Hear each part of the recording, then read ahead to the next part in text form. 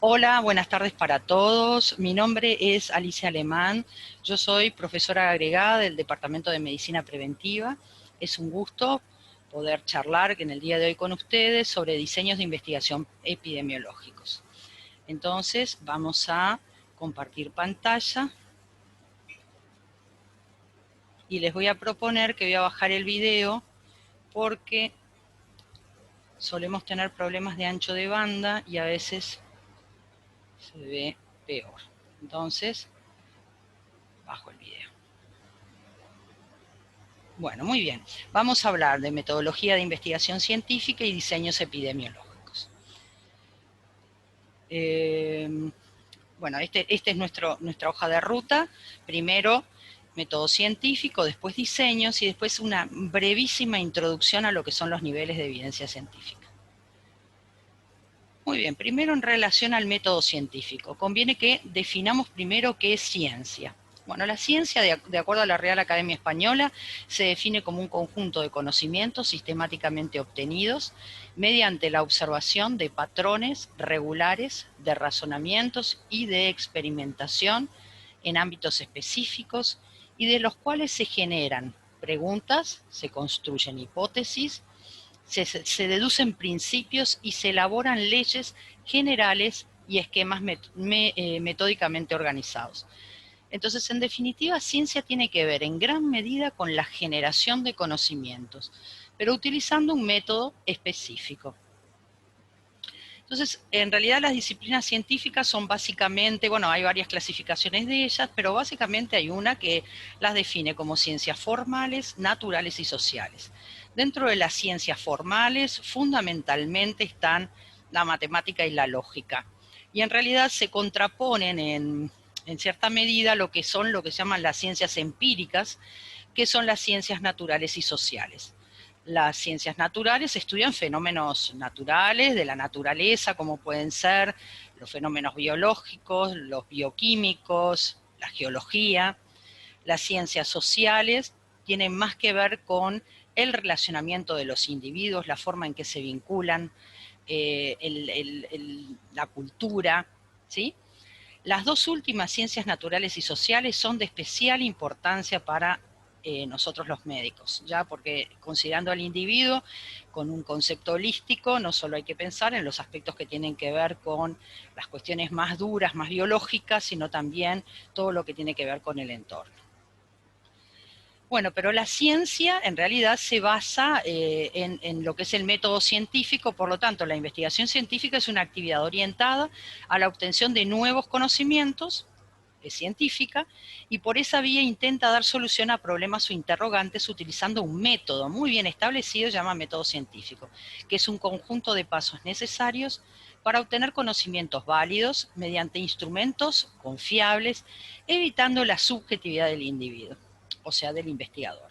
Entonces acá dos elementos importantes: uso de instrumentos confiables, que pueden ser desde el uso de un formulario hasta el uso de un termómetro, que tienen que ser ambos confiables en lo que miden, y evitar la subjetividad del investigador es un elemento importantísimo. Tratar de que el investigador no influencie en relación a sus propias creencias, sus teorías, los resultados de la investigación. Entonces, como dijimos, es un proceso que se caracteriza por ser sistemático, tiene un sistema, objetivos, un plan, está todo establecido, organizado, porque todos los individuos que forman parte de un equipo de investigación saben cuáles son sus funciones, se escribe en un documento exactamente los pasos a dar y establecer cuáles son las funciones, cómo se van a realizar todas las actividades. Ese documento se llama protocolo de investigación y ustedes van a tener que desarrollar uno, por ejemplo, cuando estén en sexto año en metodología 2. Y tiene que ser objetivo, y ya nos referimos a eso, tratar de que el investigador no influencie los resultados del estudio. Pasamos al segundo gran paso, que es el de los diseños de investigación. Bueno, ¿qué tipos de diseños de investigación con abordaje fundamentalmente cuantitativo existen? Entonces acá cabe algunas aclaraciones, que vamos a hablar de diseños epidemiológicos, que son los más comúnmente usados para resolver problemas de de epidemiología y de la práctica clínica, y que vamos a considerar estos diseños como los diseños clásicos, sabiendo que hoy por hoy puede ser difícil encasillar una investigación en un diseño clásico. Puede ser que tenga más de un componente y a veces no es tan fácil saber bien cuál es el diseño que define una investigación, porque existen lo que se llaman diseños híbridos. Pero vamos a hablar de los tipos clásicos de investigación, de diseño de investigación. Entonces acá hay muchas clases de clasificaciones para tipos de estudio. A mí me gusta esta que tiene que ver con la perspectiva del investigador. El investigador puede decidir simplemente observar a un grupo de individuos, si estamos pensando en las investigaciones que nos interesan a nosotros, solo que el investigador decide a quién observa, ¿sí? Elige los grupos que va a observar, pero no actúa, no les dice nada, no haga esto, haga lo otro, no, simplemente observa. O puede tomar la iniciativa de hacer un experimento, es decir, tomar grupos de individuos y a unos someterlos a determinada intervención, que puede ser desde comportamental, farmacológica, de dispositivos, técnicas quirúrgicas, en fin. En ese caso el investigador actúa, entonces esos son los experimentales. Dentro de los observacionales, dos grandes grupos, descriptivos fundamentalmente, el rol, como lo dice la palabra, es describir, y analíticos, que lo que buscan es relacionar variables para ver si pueden llegar a un concepto de causalidad. Si es posible saber que una determinada característica de un grupo de individuos se relaciona a causar una enfermedad concreta. Eso no siempre es posible, pero estos estudios intentan determinarlo. Vayamos a los estudios observacionales, en los que dijimos el investigador no actúa, observa, es decir, de alguna manera elige lo que observa, no es que no actúe nada, pero no es un experimento. Dentro de estos están los descriptivos y los analíticos. Hablaremos brevemente de los descriptivos. Entonces, los estudios descriptivos describen en general la frecuencia, las características y patrones de ocurrencia de los problemas de salud. Son estudios observacionales y, como dijimos, el investigador mide pero no interviene. ¿Cuál sería un estudio descriptivo? El que ustedes decidieran ver las características de la población que se asiste en la policlínica donde ustedes realizan una práctica clínica. Eso es un estudio descriptivo y eso tiene un gran valor. Las ventajas, bueno, no son demasiado complejos, revelan patrones de ocurrencias, daños y tendencias temporales, identifican segmentos de la población que puede ser interesante estudiar por otros diseños y en general permiten formular hipótesis. Las desventajas, bueno, no poseen una hipótesis a probar, no sé si realmente es una desventaja, es una característica.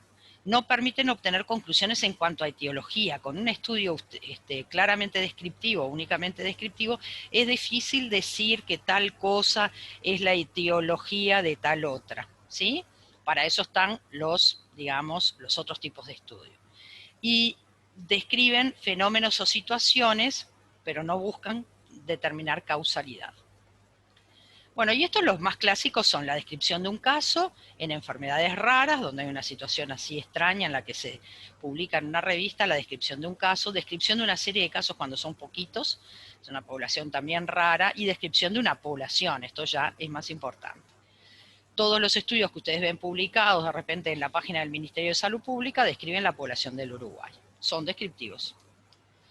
Dentro de los descriptivos están un gran grupo que se llaman estudios de prevalencia o de corte transversal, que son observacionales, tomas una población en su conjunto, por ejemplo, todos los niños que nacieron en el Uruguay en el año 2019, y yo describo esa población, pero también intento relacionar variables. Entonces busco vincular el bajo peso al nacer con, no sé, la mortalidad en el primer año de vida. Intento vincular esas variables. El problema de este tipo de estudios es que como son como unas fotografías en un momento que tomó la población, puede ser difícil establecer un vínculo temporal. Entonces, no sé, puedo no saber en muchos casos si el posible factor de asociación precedió o no al daño. Bueno, vayamos ahora a los analíticos. Dentro de los observacionales, los analíticos siguen siendo observacionales. Primer grupo, estudio de cohortes. Es un estudio en el que se selecciona en forma global, esto después en la vida real puede no ser del todo, perdón que se me movió. Generalmente uno toma un grupo de individuos que están expuestos a determinado factor y otro grupo que no lo están. Y se sigue en el futuro a ver cuándo desarrollan una enfermedad o un daño. Esto nos permite calcular la tasa de incidencia en estos individuos. Yo puedo saber a lo largo del tiempo cuántos nuevos casos de determinada enfermedad hay en el grupo expuesto y en el no expuesto. Si mi hipótesis en relación a la exposición es correcta, yo esperaría ver que en el grupo expuesto hay mayor incidencia del daño que en el no expuesto. Veamos un caso concreto, uno de los paradigmáticos en la historia de la investigación, el de exposición al tabaco. Exposición al tabaco, lo que estudios se han hecho es exposición al tabaco, no exposición al tabaco, y se mira para adelante del grupo que está expuesto, cuántos desarrollaron cáncer de pulmón y cuántos no. Bueno, en base a algunos de estos estudios y otros estudios caso control en la misma característica, lo que con el mismo tipo de exposición, lo que se vio es que el grupo expuesto a tabaco tiene más cáncer de pulmón, ¿sí? Si uno mira, más cáncer de pulmón proporcionalmente en el grupo de tabaco que en el que no fuma tabaco. Por tanto, surgió la hipótesis de que podía haber una asociación entre el tabaco y el cáncer de pulmón. Una asociación causal, pero esa asociación causal solo con este tipo de estudio no se puede demostrar. Después vamos a ver que para que una asociación sea causal tiene que tener otras características. El que uno vea mayor riesgo es una, pero tiene que haber otras. Bien, entonces, como decíamos, hay un grupo, perdón, me equivoco, acá. Hay un grupo expuesto que es fundamental que tengamos claramente definida la exposición, que vamos a considerar que está expuesto a tabaco, que fume un cigarro, que fume 5, que fume una vez por año. Hay que definir bien la exposición. También la dosis de exposición, porque este es uno de los elementos que nos va a ayudar a definir causalidad. No solo importa que esté expuesto, sino a cuánto está expuesto, ¿sí? Y además el individuo tiene que tener la probabilidad de desarrollar el resultado. Por ejemplo, nunca haríamos un estudio de cáncer de próstata en relación a la exposición, por ejemplo, de tabaco, incluyendo mujeres en ninguno de los dos grupos, porque habría una cantidad de sujetos de investigación que no podrían desarrollar el resultado. El grupo no expuesto es el otro, es más difícil todavía de seleccionar, porque lo que uno esperaría es que tuvieran todas las mismas características excepto la exposición. Uno esperaría que fueran individuos similares en términos de edad, de ocupación, del lugar donde viven, de nivel socioeconómico, y que la diferencia entre ambos grupos sea solamente que uno fuma y otros no. Esto no es tan fácil de establecer, pero bueno, hay que tratar de definirlo. Entonces, ¿cuál es el problema con los estudios de cohorte? Bueno, que puede haber lo que se llaman sesgos, es decir, errores sistemáticos. Puedo tener sesgos al seleccionar a los individuos, que puede producirse un error sistemático en que yo, por ejemplo, en el grupo de fumadores sean todos más viejos, o sean individuos que además tienen probabilidades de tener exposición a otro factor, y puede que yo en forma más o menos sistemática cometa ese error, y eso me va a llevar a una conclusión incorrecta, ¿sí? Pero esto puede ocurrir porque uno elige a los individuos que va a observar, y bueno, puede pasar que en forma sistemática cometa un error en la selección. También pueden haber errores en la medición de la exposición y de los resultados. Aparte de seleccionar bien los grupos, tengo, como ya dijimos, que medir bien la exposición y saber que el grupo al que considero expuesto realmente fuma y al que considero no expuesto realmente no fuma. O sea que tengo que analizar la exposición en ambos grupos. No puedo decir, bueno, el grupo control no le voy a hacer más caso porque estos no fuman. Pueden empezar a fumar. Entonces yo tengo que medir la exposición en ambos grupos. Lo mismo con el resultado. Tengo que establecer una forma de medir el resultado que sea igual. Si yo voy a decidir que voy a hacer diagnóstico de pulmón en base a placa de tórax, que presente un área que es opaca y que tiene tal tamaño, la misma tengo que utilizarla para los expuestos y los no expuestos. Porque si solo se le hiciera a los fumadores, estaría buscando casos solo en un grupo. Debo medir el resultado igual en ambos grupos. Si no, cometería también un error sistemático que es un sesgo. Y después, en cuanto a la información y el seguimiento, tengo que obtener la misma información, bueno, tienen bastante que ver con lo anterior, en los dos grupos, en exposición y en resultado, y además tengo que seguirlos al mismo tiempo. No puedo decidir que al grupo control lo voy a seguir 5 años y al grupo intervención, al grupo exposición lo voy a seguir 10 años. Tengo muchas más chances de comprobar la existencia de cáncer de pulmón en el de exposición. Y eso no nos estaría dando una idea clara del problema. Los estudios de cohorte tienen también el problema de que por más que yo intente obtener grupos similares, puedo tener siempre voy a tener grupos que no van a ser exactamente iguales. Entonces tengo el problema de lo que se llaman las variables de confusión, que vienen a ser características que se presentan en los individuos y que llevan al mismo daño. Entonces acá un ejemplo claro, pongamos que yo quiero estudiar el consumo de alcohol en relación a las enfermedades cardiovasculares. Y entonces, ¿qué puede ocurrir? Puede ocurrir que yo tenga un grupo, bueno, que están expuestos al alcohol y otro que no, y mida enfermedades cardiovasculares. Pero puede haber una variable que es el consumo de tabaco, que también está asociado a las enfermedades cardiovasculares. Pero en general la gente que toma alcohol tiende a fumar más. Entonces en el grupo de expuestos al alcohol yo tendría concentrado más de un posible factor de riesgo, lo cual me complica la vida porque a la hora de sacar conclusiones no sabría si se aumentan las enfermedades cardiovasculares se debe al consumo de alcohol o al consumo de tabaco. Este tipo de problemas de confusión en general se resuelven, bueno, hay varias formas de resolverlo, pero una de las que más se usa es lo que sería la corrección estadística o el análisis de ajuste estadístico. Pasemos entonces a los estudios de casos y controles. Este es un diseño que, a diferencia del anterior, también tenemos dos grupos, pero tenemos un grupo de casos y uno de controles. Y es que no partimos del individuo expuesto al tabaco. No es que yo veo individuos expuestos al tabaco y no expuestos y busco el cáncer de pulmón. Acá yo parto de casos de individuos que tienen hoy cáncer de pulmón y otro grupo que no lo tienen.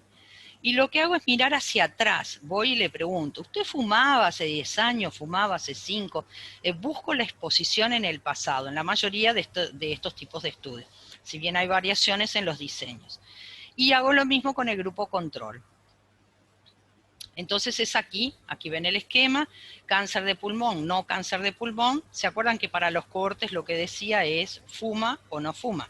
Acá es cáncer de pulmón, no cáncer de pulmón, y vamos a mirar en el pasado, expuesto o no expuesto al tabaco. Si mi hipótesis es correcta, yo tendría que esperar que el grupo cáncer de pulmón tuviera en el pasado mayor exposición que el no cáncer de pulmón.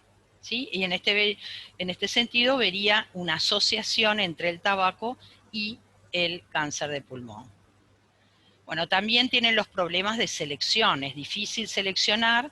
Deberían ser iguales los grupos, salvo porque uno tiene cáncer de pulmón y el otro no, pero no siempre es fácil hacer una selección adecuada y uno puede cometer errores sistemáticos en esta selección, lo que dificulta el análisis.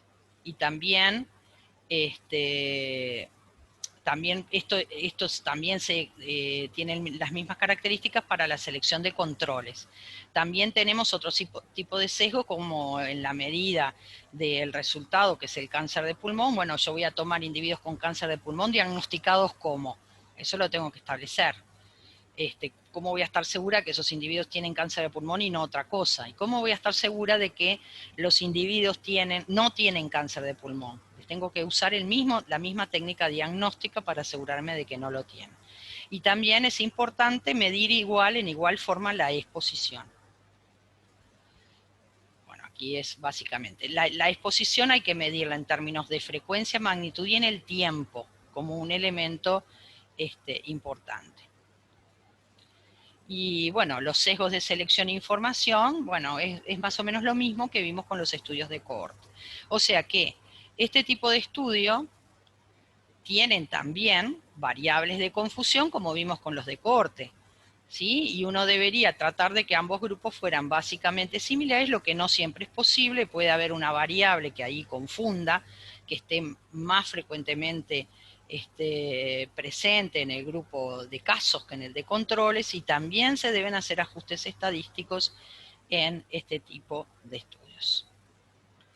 Entonces, es importante que este tipo de estudios, como les dije al principio, lo que miden es asociación, ¿sí? Una asociación estadística, en la cual yo busco y veo que hay mayor frecuencia de tabaquistas entre los que tienen cáncer de pulmón. Y esa mayor frecuencia no se debe al azar, ¿sí? Debería estar vinculada al cáncer, a la exposición que es el tabaco. Sin embargo, no alcanza esto solo, la asociación, lo que sería la fuerza de la asociación, no alcanza solo para definir que el cáncer de pulmón que el tabaquismo causa cáncer de pulmón. De hecho, llevó muchísimos años demostrar eso a lo largo de la historia.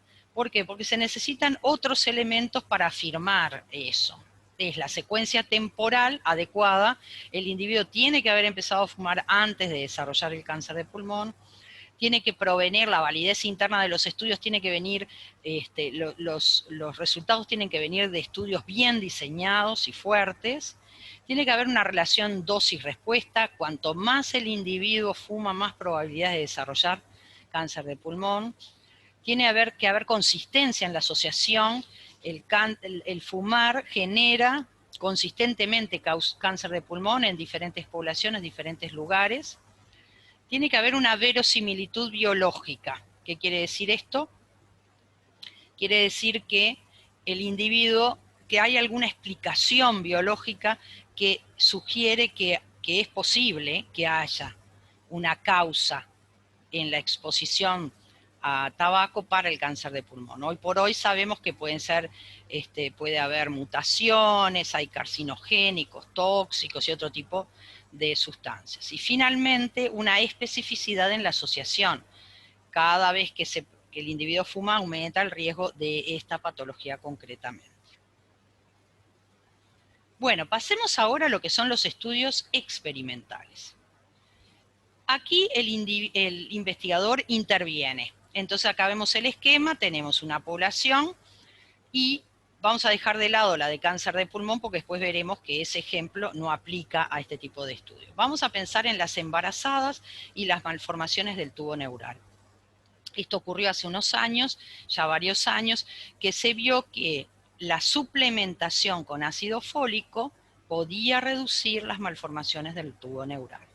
Entonces se tomó a un grupo de mujeres que estaban por embarazarse, porque tiene que ser preconcepcional en las primeras etapas del embarazo, y se las dividió en forma aleatoria, quiere decir al azar, y a unas se les indicó ácido fólico y a las otras no. Les dieron otra pastillita que era un placebo. Entonces se esperó que esas mujeres siguieran tomando ácido fólico, se embarazaran, siguieron tomando ácido fólico, tuvieran su bebé y al final del embarazo vieran el resultado. El resultado positivo es que tenían malformaciones o no. ¿Sí? En este caso lo que se vio es que el grupo que recibía ácido fólico tenía menos frecuencia de malformaciones del tubo neural. Teniendo en cuenta de que el azar, como veremos ahora más adelante, esto que les digo es una investigación clínica controlada, aleatorizada. Se llama así el diseño. Y tiene estas características, tomo un grupo de individuos, los aleatorios se hace al azar, siguiendo ciertas metodologías. Yo formo un grupo de individuos a los que les voy a dar una intervención y otro grupo a los que no, ¿sí? Y se hace la investigación. ¿Y cuál es la gran ventaja de hacer investigaciones aleatorizadas? Bueno, venimos hablando de que es difícil en todos los estudios generar grupos que sean equivalentes, que sean similares. Lo dijimos con los casos controles y los cohortes. Sin embargo, las investigaciones clínicas aleatorizadas consiguen correctamente realizar una distribución homogénea de las dos poblaciones. ¿Sí? Cuando uno hizo este estudio de investigación con ácido fólico, lo que se ve es que cuando uno, después de aleatorizar, analiza las características de las mujeres embarazadas en el grupo de intervención y en el control, bueno, ve que la media de edades es igual, que las razas se distribuyen igual, que el nivel socioeconómico también, que el tiempo antes de la concepción en que empiezan a tomar la medicación también se distribuye en forma homogénea, o sea que los grupos son totalmente comparables, salvo por una única razón, y es que un grupo recibió ácido fólico y el otro no. Entonces, si yo obtengo una diferencia en el resultado, ¿a qué la voy a atribuir? Y bueno, ha de ser que un grupo recibió ácido fólico y el otro no. Y por tanto no necesito hacer muchos ajustes, porque no voy a tener variables de confusión. Ahí los grupos van a ser comparables en las variables de confusión que son conocidas y aún en las desconocidas. Entonces, esa es la principal ventaja de los estudios aleatorizados. Entonces, ¿por qué aleatorizar? Bueno, las variables de confusión conocidas y desconocidas estarán equilibradas. Es la mejor forma de minimizar los sesgos de selección. Si es al azar, no puedo escoger. Es al azar. Entonces no va a haber diferencias, errores sistemáticos en incluir a un individuo en un grupo o en el otro. Y los estudios con controles históricos también, en general, que no son aleatorios, en general tienden a favorecer la hipótesis del investigador. Eso es algo que se ha visto a lo largo de la historia de la investigación. Bien, ¿cuál es el problema de los estudios aleatorizados? ¿Se puede hacer un estudio clínico aleatorizado para probar si el tabaco causa cáncer de pulmón? Bueno, definitivamente no. Uno no puede hacer estudios aleatorizados en los que tiene hipótesis de daño. Uno no puede aleatorizar a la gente a recibir un daño o no recibirlo. Siempre tiene que haber una duda razonable de beneficio, ¿sí? Entonces son reñidos con la ética en algunos casos los estudios. Y hay gente que, bueno, que los defenestra y otra gente que piensa que son muy útiles porque han logrado establecer características o intervenciones muy importantes para la humanidad.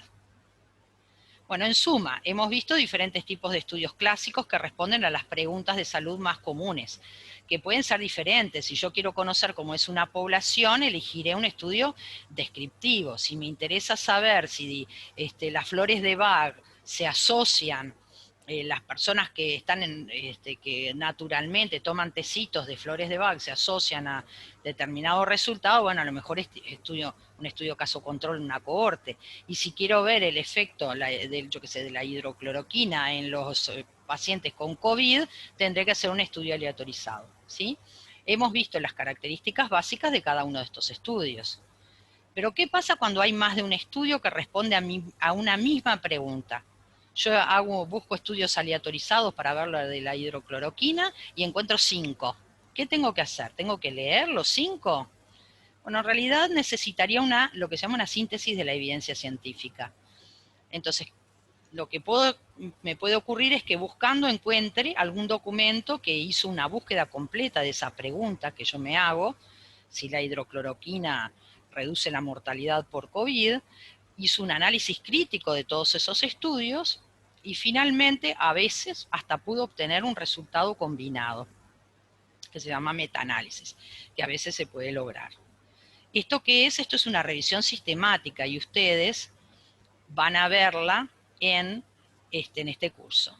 Pero también puede ocurrir que encuentre otro documento en el que existen recomendaciones dirigidas a optimizar el cuidado de los pacientes, en las que se incluye evidencia sobre evidencia de alta calidad o varios estudios sobre que contestan a una misma pregunta, pero en forma de una recomendación. Y que también, bueno, en el que se incluye en opinión de los pacientes y se ven beneficios y daños. Bueno, esto es una guía de práctica clínica que también van a ver someramente durante el curso. Entonces, vimos la introducción al método científico, los diseños de estudio, y ahora vamos a ver un breve concepto sobre niveles de evidencia. ¿Sí? Entonces, el concepto de niveles de evidencia es que no tiene la misma fortaleza todos los estudios. Aquellos que tienen posibilidad de tener menos sesgos son los que constituyen mayor calidad de evidencia. Entonces, miren esta pirámide en la cual en lo más alto se encuentran las revisiones sistemáticas de estudios aleatorizados, después siguen los estudios aleatorizados, después siguen los estudios de corte, caso control, transversales, informes de casos, ideas, opiniones, investigaciones con animales, investigaciones in vitro, que estos son preclínicas. Pero ven que ideas y opiniones se encuentran bastante bajo en la pirámide y es lo que la mayoría de los médicos utilizan para tomar decisiones, cosa que nosotros desearíamos cambiar. La mayoría de los médicos le preguntan a un colega qué hacen en circunstancias parecidas y es algo que esperamos que con ustedes logremos cambiar y que la práctica clínica sea basada en la evidencia. Muchas gracias.